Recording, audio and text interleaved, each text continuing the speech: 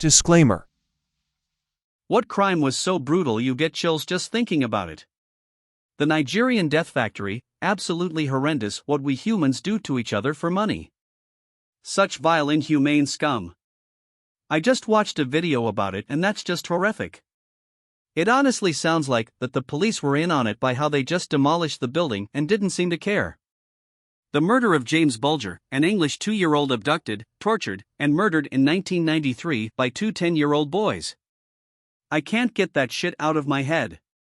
James' father wrote a book on this case. I really recommend the read. My James by Ralph Bulger and Rosie Dunn. I don't think I will read it. Just the title alone makes me want to cry. I remember this popping up on Reddit again some point after I had my little boy. He was almost 3 at the time and I couldn't sleep that night imagining that happening to my little guy. That and Albert Fish. I was so fucked after hearing the full Morbid podcast on it. I hugged my son and obscene amount of times that day. Albert Fish has got to be the most fucked up Wikipedia page I've ever read.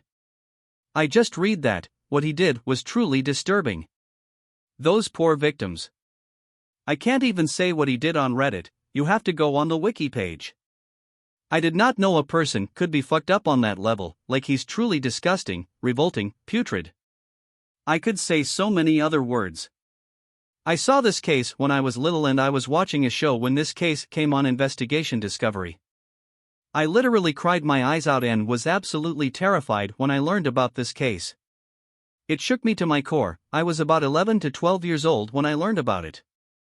I had nightmares about that case for many days afterwards and I still think about it sometimes. Watching that case made me really protective whenever I become a mother in the future. I cried so much for him and even now recounting it makes me go into a cold sweat and feel panicked a bit. The David Parker Ray's murders. The transcript of the tape he played for his victims was one of the hardest things I've ever read. The worst part is that on the FBI's website they have pages and pages of pictures of his trophies. Hundreds of photos of items that they believe belonged to women he tortured. None of the photos are of gore-just items like pins and earrings. FBI's photos. It pains me that each of those items belong to someone who suffered the unimaginable. There is a large amount of Native American-made jewelry, Harley-Davidson memorabilia and even a medical alert bracelet. The worst part about it is that he was never convicted of murder, as there was no solid evidence. He was convicted of kidnapping and torture.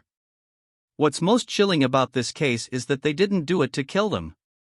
They actually wanted their victims alive for as long as possible, including after they were done with them. He wasn't a killer like we usually hear about. No, he was a sadistic torturer who wanted his victims to live in pain the rest of their lives. He actually let a lot of victims go, but they were so drugged and traumatized we don't even know how many there truly were. He claimed in his tape to his victims he was going to let them go. There's no evidence he ever did, and it's unlikely he found a drug effective enough to induce long-term amnesia to keep them from being able to tell authorities what happened. I don't personally believe he planned to let them go when he was done with them.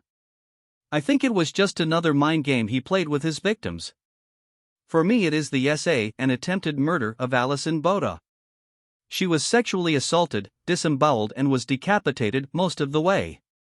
She got herself up and roamed for a while before finding help, having to hold her intestines and head in place the whole time.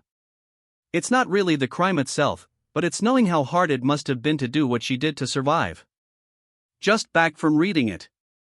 The part where she starts to get up and can feel her head going back BC, it was almost decapitated. OMG.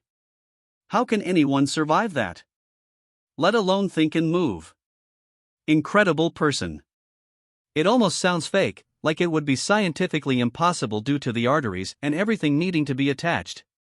If somebody told me this story and I had no way of looking it up, I probably wouldn't believe them. She's both incredibly lucky and incredibly strong.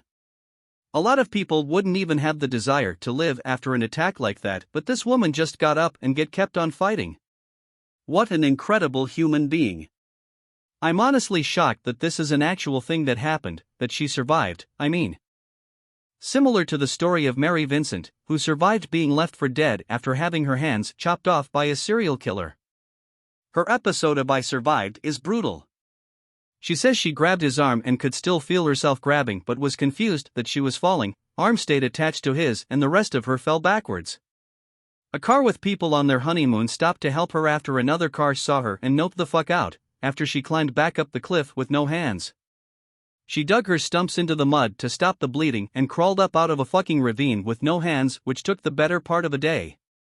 Imagine that struggle, and then the first car you see just drives off.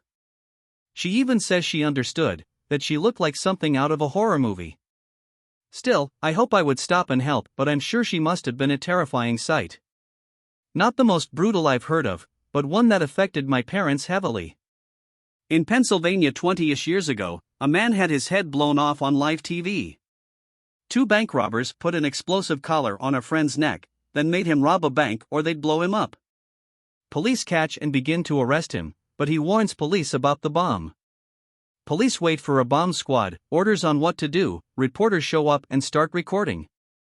Then the two robbers see their friend on the news, and hit the detonator before he gives them away. Bomb actually was two parts, collar and a box on his chest. The box went off, blew a hole in his chest, killing him. The police then made the decision to decapitate his body afterwards cause they didn't know if cutting the collar would set off another bomb. And they needed to get his body off the road. Hinterkaifeck murders. Entire family killed in 1922 and still to this day, nobody knows who actually did it. Nobody survived. The chimney was smoking and the stove was on, food was cooked, but nobody was alive. Evidence showed that the younger Kazilia had been alive for several hours after the assault. She had torn her hair out in tufts while lying in the straw. Official statement. One of the really bad parts about this is that they found out exactly who died where and who was alive longest. That messed up the inheritance line, as in, the last one alive got everything and the others nothing. The Vegas shooting. It's hard to imagine being in a killing field. I wouldn't know where to hide or run. Stuff like that creeps me the fuck out because nutbags seem to be everywhere. I was just in Vegas in March. I smoked some weed for the first time in years because hey, it's Vegas and it's legal. I sat in the chair that looked out of my hotel window and could not imagine what that would be like. When we walked towards Mandalay Bay later on that evening, the feeling of dread hit me so hard that my wife and I turned around. Being a little high didn't help, but either way it felt like Vegas was acting like it didn't even happen. So wild. That's actually super tragic. You were just there for a good time like so many, and that prick had to ruin it. I know a lot of life was lost that night, but the idea someone can just come in and rain down hell like that is mentally disturbing. Makes you want to just hide out for the rest of your life, but what's the fun in that? I guess we all take the risk of dying every day, but that night was just not right. You can also watch other videos by going to the channel. I will be pleased if you like them.